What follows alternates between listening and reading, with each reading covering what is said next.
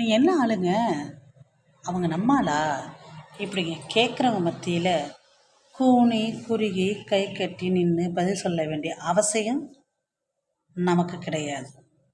எந்த கூட்டம் ஒன்றை இவங்க நம்ம ஆளுங்களா அப்படின்னு கேட்குறாங்களா, இவங்க எந்த ஆளுங்கன்னு கேட்குறாங்களா, அந்த இடத்துல வருத்தப்பட வேண்டிய அவசியமும் இல்லை. காலங்காலமாக அவங்க கேள்வி தான் கேட்டுட்ருக்காங்க. பதில் சொல்லி நின்று பேச வேண்டிய அவசியம் நமக்கு இல்லை. ஸோ அப்போ நம்ம என்ன செய்யணும்? அவங்களுக்கு நேர் எதிராக கால் மேலே கால் போட்டு உட்கார்ந்து நீ பதில் சொல்லணும். எப்படி தெரியுமா? நீ கேள்வி கேட்டு அவங்க பதில் சொல்லணும்.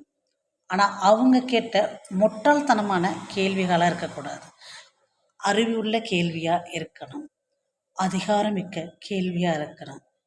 நீ படித்தால் உன் வாழ்க்கை உன் கையில். நன்றி.